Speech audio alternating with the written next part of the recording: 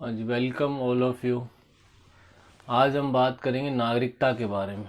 Polity के अंदर नागरिकता संविधान के बाद 2 के अंदर वर्णन है और अनुच्छेद कहाँ से कहाँ तक है जी? 5 से लेके 11 अनुच्छेद तक, यानी आर्टिकल 5 से लेके 11 तक इसका वर्णन है। सबसे पहला है जी, नागरिकता है क्या? नागरिकता क्या है? तो आपको क्या है का आंसर क्या मिलेगा जी? नागरिकता क्या है?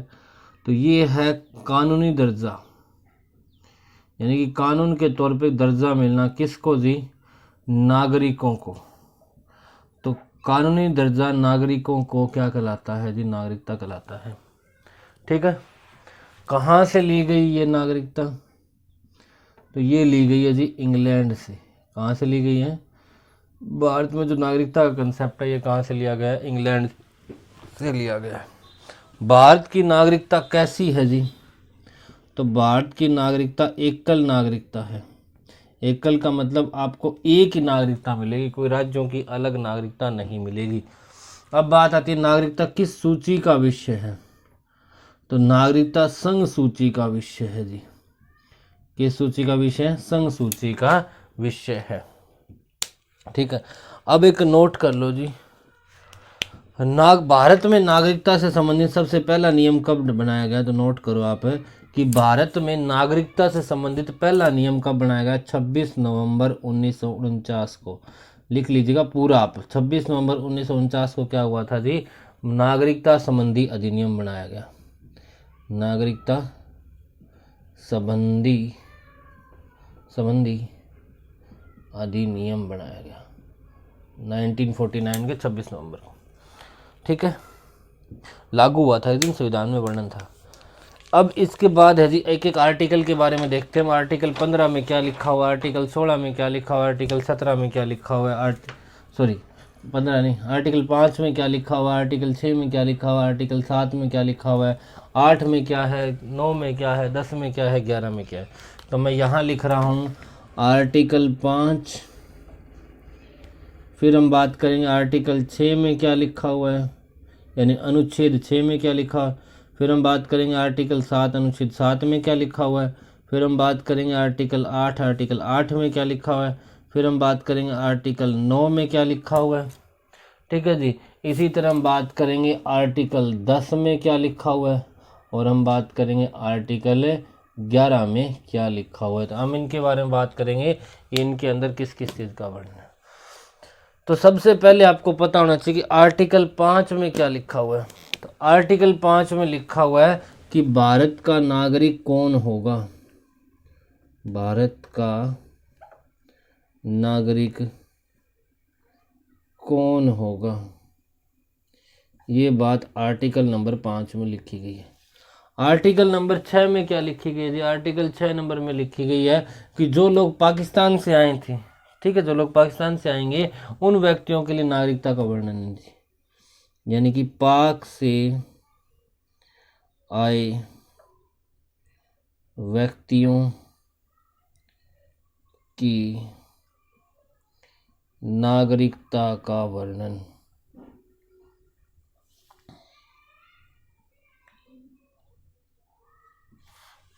नागरिकता का वर्णन कहाँ पे है? आर्टिकल नंबर 6 के अंदर है। अब बात आती है जी आर्टिकल नंबर 7 के अंदर किसका वर्णन है? तो आर्टिकल 7 में जब भारत का विभाजन हुआ था, तो जो विभाजन के समय या तो भारत से गए, विभाजन से समय या तो क्या हो गए, भारत से गए, या फिर भारत में आए, उन लोगों की नागरिकता का वर्णन है जी आर्टिकल नंबर 7 में। आर्टिकल नंबर 6 में अभी पाकिस्तान से कोई आना चाहे जाना चाहे तो वहाँ पे क्या रूल रेगुलेशन होंगे, वो गए। आर्टिकल 9 में किसका, आर्टिकल नंबर 8 में किसका वर्णन है जी? तो आर्टिकल 8 में है जो भारत से बाहर रहते हैं जी, जो भारत से बाहर किसी और देश में रहते हैं, भारत से बाहर किसी और देश में रहते हैं, उन व्यक्तियों के क्या अधिकार होंगे, इन बात के बारे में वर्णन है जी। भारत से बाहर रहने वाले भारतीय उद्योग के व्यक्ति, भारतीय उद्योग का मतलब जिनका भारतीयों के साथ कोई ना कोई लगाव जैसे हो सकता है, उनके पेरेंट्स यहाँ से रहे होंगे, तो उनको क्या क्या अधिकार मिलेंगे, इस बात को लिखा गया आर्टिकल नंबर 8 के अंदर, अनुच्छेद 9 के अंदर।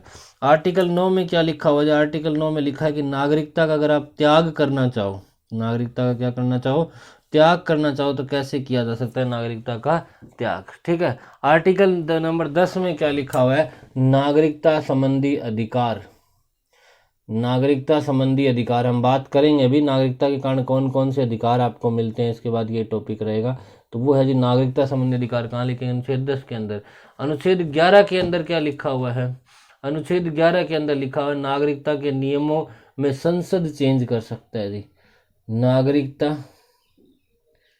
नागरिकता के नियमों में बदलाव कौन कर सकता है जी, तो नियमों में बदलाव कर सकता है सिर्फ और सिर्फ आपका संसद।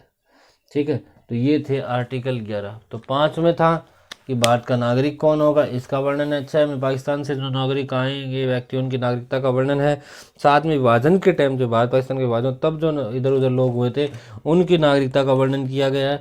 आर्टिकल 8 में भारत से बाहर कोई भारतीय उद्योग का व्यक्ति रहता हो उसको क्या क्या अधिकार मिलेंगे। 9 में नागरिकता का त्याग कैसे हो सकता है। आर्टिकल 10 में नागरिकता संबंधी अधिकार। ठीक है जी। और आर्टिकल 11 में क्या लिखा हुआ है, नागरिकता के नियमों। ठीक है, नियमों में बदलाव कौन कर सकता है, सिर्फ और सिर्फ है संसद कर सकता है जी। अब हम चलते हैं कि जो नागरिक होगा वो उसको कौन कौन से मौलिक अधिकार मिल सकते हैं। तो लिखोगे नागरिक का मतलब होगा जिसको नागरिकता हो। तो नागरिक को कौन कौन से मौलिक अधिकार मिलते हैं जी। हम भारत की बात करेंगे, भारत में कौन कौन से मौलिक अधिकार मिलते हैं। तो अगर आप नागरिक बन जाते हो, नागरिकता आपको मिल जाती है, तो आपको अधिकार मिलता है आर्टिकल नंबर 15 के तहत। भारत के संविधान 15 के तहत एक मौलिक अधिकार है। आर्टिकल नंबर 16 के तहत भी मौलिक अधिकार आपको मिलेगा अगर आप नागरिक हो तो। ठीक है, जो सिर्फ और सिर्फ भारतीय नागरिकों को मिलेंगे, सिर्फ और सिर्फ किसके मिलेंगे, भारतीय। बाकी और मौलिक अधिकार है वो किसी को मिल सकते हैं, लेकिन ये सिर्फ और सिर्फ उनको मिलेंगे जो नागरिक बन जाएगा। तो आर्टिकल लिख लीजिएगा आप, ऐसे मौलिक अधिकार जो सिर्फ भारतीय लोगों को ही मिलेंगे।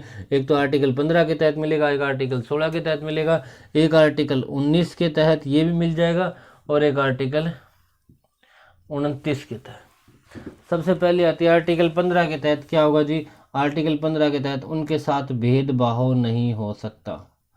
ये सिर्फ अधिकार भारतीय लोगों को, जिसकी भारतीय नागरिकता, उनके साथ भेदभाव नहीं हो सकता। आर्टिकल 15 में ऐसा लिखा हुआ जिसके पास नागरिकता है भारत की, उनमें कोई आपस में भेदभाव नहीं हो सकता। वो जरूरी है, रिजर्वेशन मिल सकता है, रिजर्वेशन होता है आरक्षण की। कोई कम्युनिटी कमज़ोर रही हो तो उसको उनको बराबर लाने के लिए, इस भेदभाव ना रहे इसीलिए रिजर्वेशन को स्टार्ट किया गया था। तो आर्टिकल 15 में भेदभाव नहीं हो सकता। आर्टिकल 16 में क्या होगा जी, सरकारी कामकाज में सबकी बराबरी रहेगी। सरकारी कामकाज में सबकी बराबरी। अब आप सोच रहे होंगे कि फिर ये रिजर्वेशन रहा, बराबरी कैसे है। तो ये ध्यान रखना, रिजर्वेशन बराबरी के लिए लगाया गया था। ठीक है, ताकि सब लोगों को बराबर समझा जाए। कोई कम्युनिटी कमज़ोर है, जिसके पास इकोनॉमिकल कंडीशन अच्छी नहीं है, उसको रिजर्वेशन देके बिल्कुल बराबर लाया जाए। तो ये बराबर के लिए था। आर्टिकल 19 में क्या लिखा हुआ, स्वतंत्रता का अधिकार। ठीक है, तो स्वतंत्रता का अधिकार ये सिर्फ भारतीयों को ही मिलेगा। बाहर से अगर कोई चाहे तो सरकार उसका कर सकती है, स्वतंत्रता का अधिकार खत्म कर सकती है, खत्म हो सकता है। आर्टिकल 29 क्या मिलेगा जी। आर्टिकल 29 कहता है कि जो भी अल्पसंख्यक हो, अल्पसंख्यक का मतलब जिनकी संख्या कम हो, जो भी अल्पसंख्यकों को सांस्कृतिक व शिक्षा संबंधी अधिकार होंगे जी। अल्पसंख्यक को क्या होंगे, सांस्कृतिक व शिक्षा संबंधी अधिकार, व शिक्षा संबंधी अधिकार मिलेंगे। तो इस बात का ध्यान रखना जी आप, अल्पसंख्यक को सांस्कृतिक व शिक्षा संबंधी अधिकार मिलेंगे। ठीक है, ये हो गया जी आपका। अब हम एक ये चीज़ नोट कर लो कि वर्तमान में कौन सा नागरिकता अधिनियम चल रहा है, कौन से नागरिकता अधिनियम के तहत नागरिकता मिलती है। तो नोट करके लिखो, नोट करके ये बात कि वर्तमान में जो नागरिकता अधिनियम है वो 1955 चल रहा है जी। नागरिकता अधिनियम कितना चलता है, कौन सा चल रहा है जी, नागरिकता अधिनियम 1955 चल रहा है। ठीक है, ये है जी नागरिकता अधिनियम 1955। अब बारी आती थी नागरिकता अधिनियम 1955 के बारे में हम पढ़ेंगे। क्या है नागरिकता अधिनियम 1955। तो नागरिकता अधिनियम 1955 के तहत अगर आपको नागरिकता लेनी है, अगर यह नागरिकता की समाप्ति हो सकती है तो वो कैसे हो सकती है, तो यहाँ लिखेंगे हम प्राप्ति कि नागरिकता कब कब आपको मिल सकती है, और यहाँ लिखेंगे हम समाप्ति, कब कब आपकी नागरिकता की समाप्ति हो सकती है। तो ये 3 तरीकों से हो सकती है, प्राप्ति आपको 5 तरीकों से मिल सकती है जी। अब वो तरीके आते हैं 5, कौन कौन से। सबसे पहला पॉइंट होगा जन्म के आधार पर प्राप्ति हो सकती है जी। किसके आधार पर? जन्म के आधार पर प्राप्ति हो सकती है। दूसरा, वंश के आधार पर प्राप्ति हो सकती है। वंश के आधार पर भी क्या हो सकती है? प्राप्ति हो सकती है। अगला क्या होगा जी? By registration. बाय रजिस्ट्रेशन का मतलब आप रजिस्ट्रेशन करवा लो, ठीक है। रजिस्ट्रेशन कैसे? जैसे शादी के कम से कम 5 साल बाद, बाहर से अगर कोई शादी करके लेके आए, वहाँ से अगर उनको कम से कम 5 साल हो गए हो, तो शादी के 5 वर्ष के बाद वो भारत की नागरिकता के लिए क्या करवा सकता है? रजिस्ट्रेशन करवा सकता है। अगला हो सकता है या फिर देशीयकरण हो। देशीयकरण के कारण भी रजिस्ट्रेशन हो सकता है। देशीयकरण का मतलब होता है जिसके अंदर हमारी कल्चर हो, ठीक है, जो कभी ना कभी पुराने टाइम में जैसे उसके जिसके पेरेंट्स अगर मान लो कभी इंडिया से कम रहे हो उनका, और अब वो बाहर की नागरिकता ले लियो, तो उसको भी भारत की प्राप्ति हो सकती है नागरिकता की। अगला पॉइंट कब मिल सकती है? भू समावेश पर। भू समावेश पर। तो देशीयकरण एक पॉइंट बढ़ेगा आपको, एक देशीयकरण पे मिल सकती है, एक मिल सकती है आपको भू समावेश पर। तो ये वो 5 पॉइंट होंगे जिनसे आपको नागरिकता की प्राप्ति। जन्म के आधार पर, यानी जन्म ही आपका यहाँ पर हो गया, आपके पेरेंट्स अगर यहाँ के भारत की नागरिकता तो आपको अपने आप मिल जाएगी। वंश के आधार पर, यानी आपका वंश यहाँ पे है, आपके सारे फैमिली यहाँ पे है, तो आपको भी नागरिकता मिल सकती है जी। बाय रजिस्ट्रेशन मतलब शादी के अगर 5 साल आपने शादी कहीं बाहर कर ली, आपकी वाइफ बाहर से आई और उनकी इसको 5 साल हो गए यहाँ पे रहते हुए, ठीक है, तो शादी के 5 साल बाद भी आप उनकी फाइल लगा सकते हो रजिस्ट्रेशन के लिए, नागरिकता के लिए। देशीयकरण का मतलब होगा कि मान लो कोई बाहर रह रहा हो, उसके फैमिली या कभी बाहर इंडिया से कम वो रही होगी, उनका इंडिया से उनके पास नागरिकता रही हो, लेकिन अब बाहर चले गए, उनके पास बाहर की नागरिकता हो, तो ऐसे लोगों को देशीयकरण के तहत भी क्या मिल सकती है जी?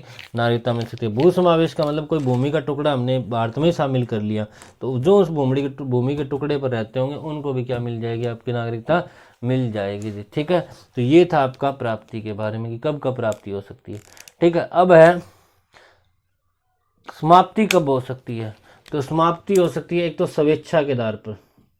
स्वेच्छा मतलब आपकी खुद की इच्छा हो जाए कि मुझे भारत की नागरिकता छोड़नी है, कहीं और की नागरिकता लेनी है, तो आप स्वेच्छा से भारत की नागरिकता छोड़ सकते हो। दूसरा हो सकता है सरकार बर्खास्त भी कर सकती है। मान लो कोई इलीगल तरीके से आपने कोई गैर कानूनी तरीके से नागरिकता प्राप्त कर ली, तो सरकार उसको क्या कर सकती है? बर्खास्त कर सकती है, आपको निकाल सकती है। दूसरे देश की अगर आपको नागरिकता मिल गई, दूसरे देश की नागरिकता मिलने पर आपको क्या हो जाएगा जी? भारत की नागरिकता खत्म हो जाएगी आपकी, ठीक है। तो नागरिकता अधिनियम 1955 के अंदर ये बातें आपकी लिखी गई है, ठीक है। इसके बाद बात आती है आपकी कुछ एक फुल फॉर्म आपको याद होनी चाहिए जी इस टॉपिक के लिए। फुल फॉर्म क्या क्या है आपकी? सबसे पहले पता होनी चाहिए PIO कार्ड क्या है। PIO कार्ड, PIO कार्ड की फुल फॉर्म होती है person of India origin, person of Indian origin, Indian origin card. इसके बाद है जी OCI कार्ड क्या है? OCI कार्ड की फुल फॉर्म होगी overseas citizen of India, overseas citizen of India, ठीक। या तो OCI कार्ड मिलता है या PIO कार्ड मिलता है। PIO पहले मिलता था, अब इसको वर्तमान में ख़त्म कर दिया। PIO कार्ड किन को मिलता था? जो वर्तमान में विदेश में रहते हो जी। कहाँ रहते हो? वर्तमान में विदेश में रहते हो, किसी और देश में रहते हो, नागरिकता विदेश की है परंतु संबंध कहाँ से है? भारत से। तो वो कौन सा होता था? PIO कार्ड, ठीक है। वर्तमान में इसे ख़त्म कर दिया गया। OCI कार्ड क्या होगा जी? वर्तमान में तो विदेश में है, नागरिकता विदेश की है, अगर वो चाहे तो क्या ले सकते हैं? इंडिया की नागरिकता ले सकते हैं। तो पहले PIO कार्ड मिलता था, अब उसकी जगह OCI कार्ड मिलता है, ठीक है जी। तो ध्यान रखना है इस बात का। एक NRI और होता है जी, NRI। NRI नाम सुना होगा, ये NRI है जी, ठीक है। आपने पंजाबी सॉन्ग वगैरह में जरूर सुना होगा। NRI का मतलब होता है non resident Indian. Non resident Indian NRI कौन होंगे जी? NRI वो लोग होंगे जिनको नागरिकता तो भारत की होगी, नागरिकता किसकी होगी? भारत की, लेकिन रह कहाँ रहे हैं? टेम्परेरी बाहर रह रहे हैं, ठीक है। तो NRI को सारे अधिकार मिलेंगे। NRI भारत का अधिकार होगा, उसको वोट डालने का भी अधिकार होगा, वो बैंक अकाउंट भी ओपन कर सकता है यहाँ पर। लेकिन PIO चाहे OCI, ये दोनों भारत के नागरिक नहीं होते। ये नागरिकता फिलहाल बाहर की है इनके पास, ये पहले कभी भारत के नागरिक रहे थे जी, ठीक है। ये पहले मिलता था, अब नहीं मिलता, अब ये मिलता है OCI कार्ड, ठीक है जी। ये समझ आ गया आपको? PIO card, OCI card, NRI card.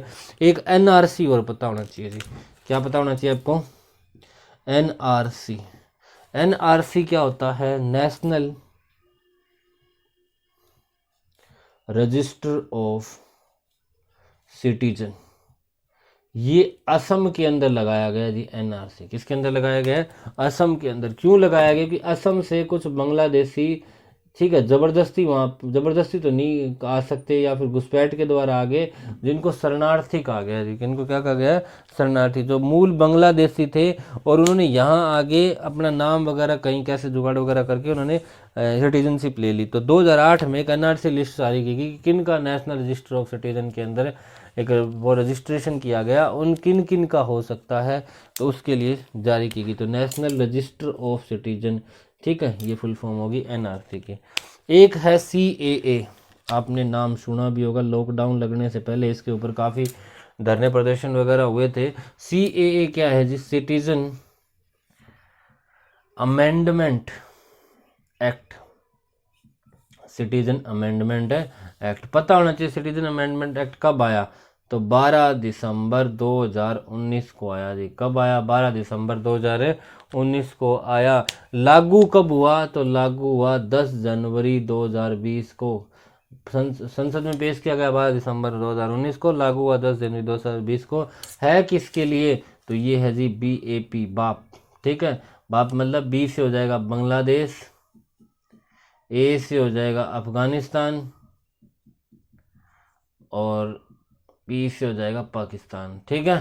तो इनके लिए है सिटीजन अमेंडमेंट बिल। तो ये फुल फॉर्म याद होना चाहिए। PIO card, person of India origin, OCI card, overseas citizen of India, ठीक है जी। NRI national non resident Indian, NRC national register of citizen, CAA citizen amendment act, ठीक है।